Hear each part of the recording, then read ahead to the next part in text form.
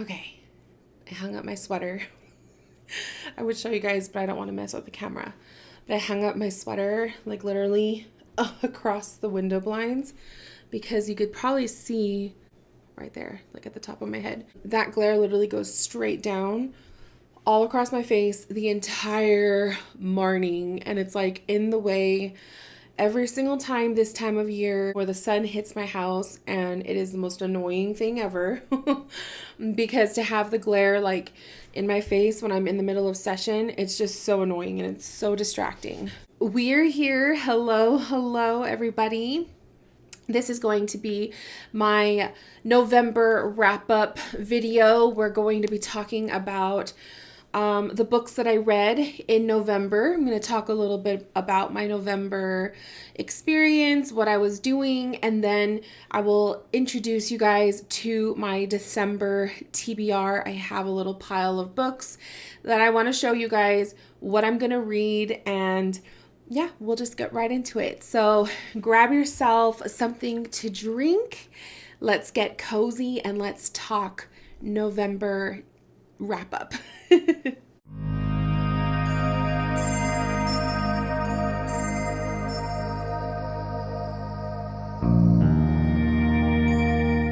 Okay, guys, so November was quite an eventful month.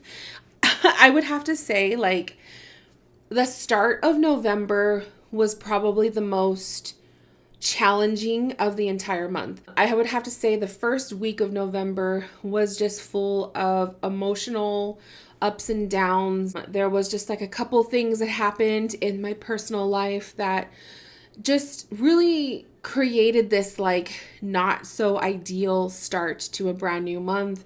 I was kind of in a little bit of a funk because, you know, putting away Halloween and all of that, it kind of just put me in this weird mood where I was like definitely not ready to start celebrating the holiday season, but we were kind of like, we knew we had to get stuff done early if we wanted to not have to deal with it going into December. So November kind of started off pretty rough, I would say. And it also reflected in my TBR as well. I had 2 DNFs this month, meaning 2 books that I did not finish.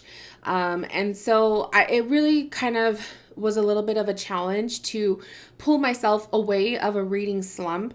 And then we get back on track the second week of November. So that's kind of pretty much the gist of what I remember from the month was that celebrated Thanksgiving. I got to see family, spending the whole day Thanksgiving with both my parents and then his parents. And we literally went back and forth to the houses because of like the different times that everybody was eating and that everyone was there.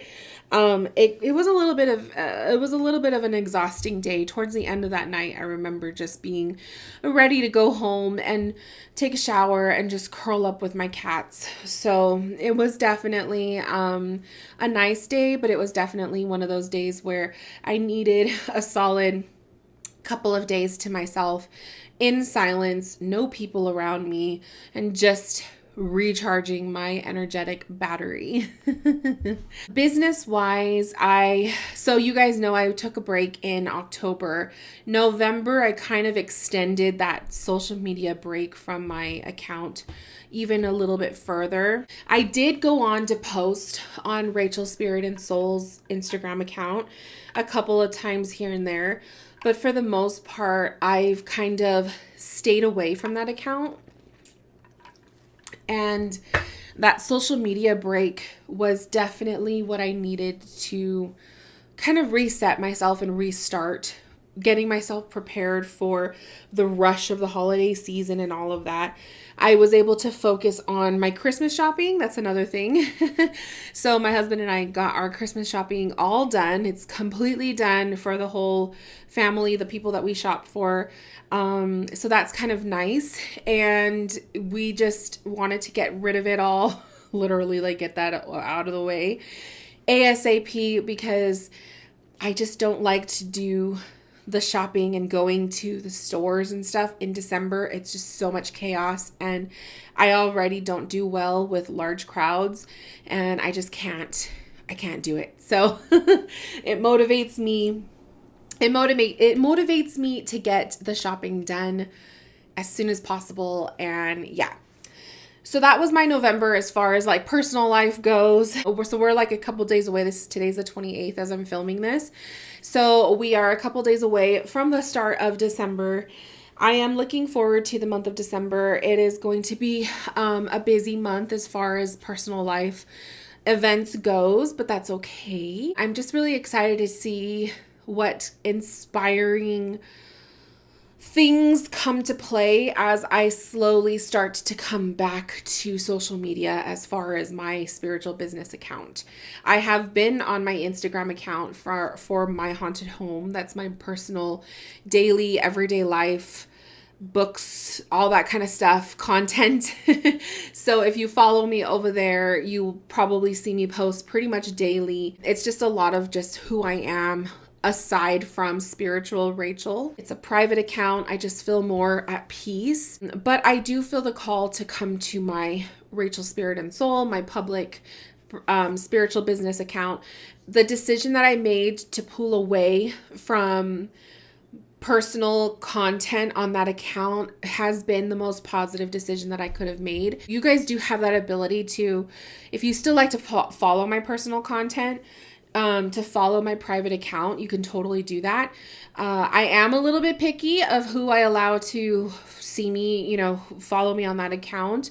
And it's just for personal reasons. It's just for peace of mind. And if you don't have a user picture, if you look like a scam account, if it looks a little shady, like obviously I'm not going to accept the friend request. But for the most part, it has been a very peaceful spot. So I'm really enjoying it. I love the separation of my spiritual business and my personal stuff. And then of course, my YouTube is a mishmash of everything. That I made that decision earlier this year, that the YouTube account was going to be a blend of spiritual content, business related content, and then my personal life, because I think it's just fun to see all of it. So if you don't follow my haunted home, that's okay, because if you watch my videos here, then you get to kind of see, more of the video aspect of what I put on the Instagram account. So there we go. Let's get into my wrap up with the books that I read. Let's start off with The X Hex. I started reading this in October, to be honest. This was the 19th of October when I started this. And I was so slow to it and just not really taking it seriously. I dragged it up until the 3rd of November. I just couldn't get into it. I really couldn't. And it's kind of embarrassing because I think I only got like 25% of the way into the book, maybe 30%. I think it just felt too childish, if that makes sense, like too young for me. It just didn't hit me right. And I also was not ready for a romance. I thought I was, but I was still so much into the horror, fiction, that I just wasn't ready for a romance. So I think that's also why. So I did DNF. I DNF'd it and I gave it 1 star. I could always go back later and re-rate it if I decide to read it, but it just wasn't for me. Hidden Pictures. I started reading this on the 6th of November and I finished it on the 11th. So it was very, very good. I gave this book 5 stars. This book drew me in from the beginning. It was a very constant flow of events. So there was always something happening. The chapters were pretty short.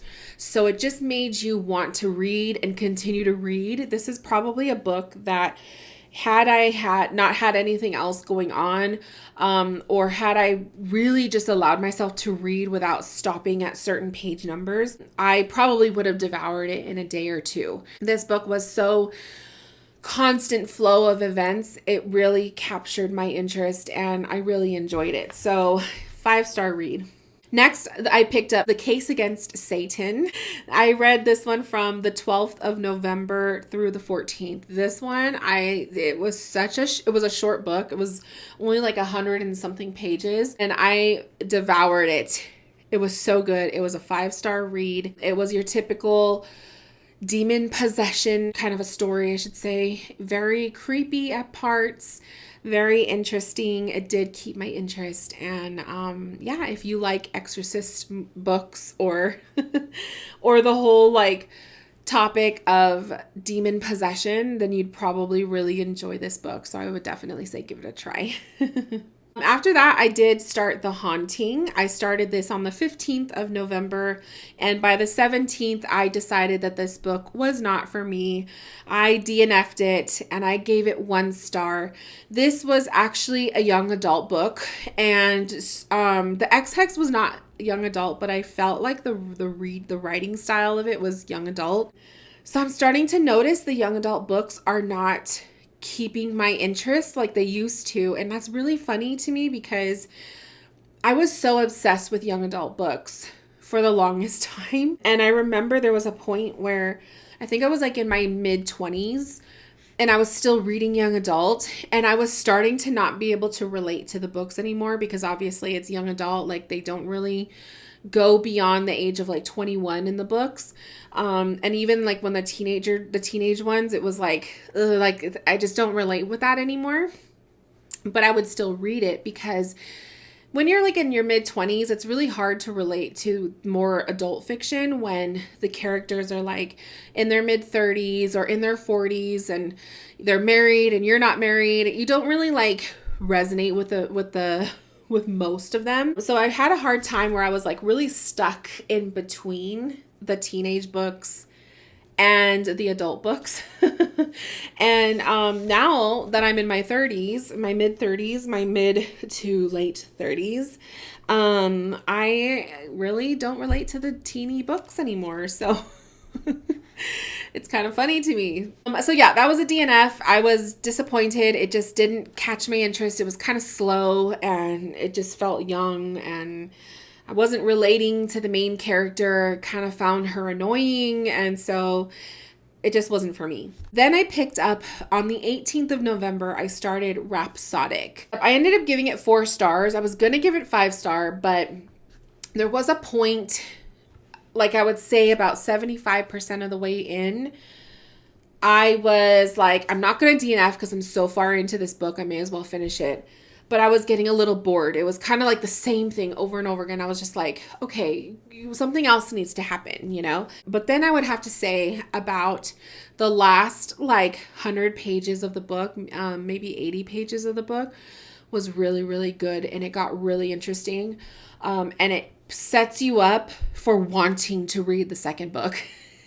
And I have not read a series in a long time. It's been a while. I can't even remember what the last series was. It really, like the only series that sticks in my mind that I know I've read all the way through was the Twilight series. And I know I've read a couple series since then, but they didn't leave an impression on me like Twilight did. So I purposely stay away from a series, especially if it's a fantasy series, because it just, if I'm not invested in it, or if I get too invested in it, all I want to do is read a series. And it is really hard, at least in my opinion, it's really hard to get out of the series focus and read something new. So I'm kind of afraid to start a series for that reason. I don't want to pull myself into a slump or, just be only invested in that series and not read anything else. But I decided to try Rhapsodic. It interested me. I was craving a romance, but I didn't want a teeny bopper romance. Like, I like the erotic romance. And this is a fantasy erotic romance. It's really, really good. It's kind of dark, so I like that. It's like my vibe. And there's 4 books in the series. So I have to read the second book now because I want to know what happens. And it got really good. They finally, did the deed. So it was just like one of those where it was like, are we going to do it now? Like, what's happening? So for the last 2 days, because I finished this on the 26th, for the last 2 days, I have been starting one of my December TBRs, but I haven't listed it in my Goodreads because I wasn't sure if I wanted to list this as a book I'm trying to read cover to cover, because I really don't plan on reading the whole book, but I'm still going to show you guys in my TBR. I have my little TBR here. I'm still going to show you guys the book, but I don't know if I'm going to aim to read the whole thing this month. We will see. Let's get into the December TBR. So I'm going to start off with the first book. This is Christmas and Other Horrors by Ellen Datlow. It's edited by Ellen Datlow. It is an anthology of short stories. These are Christmassy horror short stories. And I'm really excited because Stephen Graham Jones is one of the authors that wrote a story for this. And I love the writing style of Stephen Graham Jones. I have a couple zombie books that he's done, and I really like his stuff. So really excited about that. But it is a short story, so I figure I could read a couple of the short stories and see how I feel, but I wanted to have that Christmas horror energy for December, obviously. The cover is gorgeous. It looks like it has about 17, 18 short stories. So we'll see. We shall see. So aside from the Christmas horror, I really wanted a vampire book. I wanted a vampire read. I just been craving it. I thought Rhapsodic was a vampire, to be honest. And then as I read into it, he's actually a dark fairy. So he's not a vampire. So I still haven't had my vampire fix. And I was really looking for something. And I found the book for December. So we are starting off with Carmilla. It says the cult classic that inspired Dracula. So this is a female vampire, I believe. And supposedly this story was written before Dracula came out. So I was really, really intrigued by it. Cracked the spine. I was really, really intrigued by it. The cover is gorgeous. It drew me in. When I went to Barnes & Noble, she was sitting on the shelf like this. And I'm like, obviously, this red foil was going to draw anyone in that sees it. And when I saw that it was a vampire story, I was like, that is the book I have been looking for. So I'm really excited to read this one. It is about 156 pages. So not bad. That will not take long at all. I know it's not necessarily a Christmas themed book, but the cover, the red, it just feels Christmas without being Christmas, if you know what I mean. So I love it. Another one I picked up, I Am Thinking of Ending Things by Ian Reid. It says it's coming to Netflix, so I'm kind of excited for that. And if I could read a book before it becomes a series or a movie, I'm down for it because the books are always better. It was in the thriller, mystery thriller section. So it sounds like it's going to be quite an interesting read. Maybe a little bit sad. I don't know. I get that vibe from it. The light reviews that I was reading, I try to read reviews without getting like the spoilers. But some of the reviews that I was reading on Goodreads sounded pretty good. So it says, you will be scared, but you won't know why. It's the NPR Best Book of the Year, named Year's Best in Literary Fiction by the Notable Books Council. So, and then the person, the one of the cash register people, the cashiers, they told me too that this is a really good book. So we'll see. I'm excited for it. It's short. It's another short read. I'm always afraid of like looking at the end page because I don't want to accidentally like spoil it. So I try not to look. 210 pages. So not bad at all. I also picked up The Christmas Guest by Peter Swanson. This one was sitting on their new books shelf, and obviously it is a Christmas book. So I picked it up because of the Christmas cover, and then I was looking closer at it. It says, let's see, from New York Times bestselling author Peter Swanson comes the spectacularly spine-chilling story of an American student spending the holidays in a British manor house, where she discovers dangerous secrets and a grim history hidden behind a seemingly charming Christmas celebration. So That's why I picked it up. It's has that little thriller kind of a feel to it, and it's like you're going into a haunted house. And I just realized the holly leaves have blood hanging off of them, so I love it. So maybe it's like a murder mystery. I don't know, but it looks really good. The cover is super, super cute. It's really short. It is only 93 pages. That's super easy. I could probably read this in one day if I really wanted to. The next one is The Salt Grows Heavy. So this one I am involved with like a couple Facebook groups. I have a Facebook, but it's literally only there for the groups. So I'm involved with some of the bookworm groups and all of that. And somebody posted this one in one of the horror groups, and it's a mermaid horror. So I love mermaids, guys, you know that's me. Oh, that's not too long. Let me read that to you. You may think you know how the fairy tale goes. A mermaid comes to shore and weds the prince. But what the fables forget is that mermaids have teeth. And now her daughters have devoured the kingdom and burned it to ashes. On the run, the mermaid is joined by a mysterious plague doctor with a darkness of their own. Deep in the eerie, snow-crusted forest, the pair stumble upon a village of ageless children who thirst for blood and the 3 saints who control them. The mermaid and her doctor must embrace the cruelest parts of the true natures if they hope to survive. Ooh, so that sounds really, really good. I love the cover. You have like these little skulls. Oh my God, it's so beautiful. I love stuff like this. And it is 106 pages. Love that. And then lastly, this book was not going to be on the TBR list, but because I read Rhapsodic, I want to read the second book. So if I finish or if I really enjoy these shorter stories, and I have time, then I will start Rhapsodic's second book, which is called A Strange Hymn. And this is by Laura Thalassa. And this is book 2. So there's, like I said, there's 4 books in this series.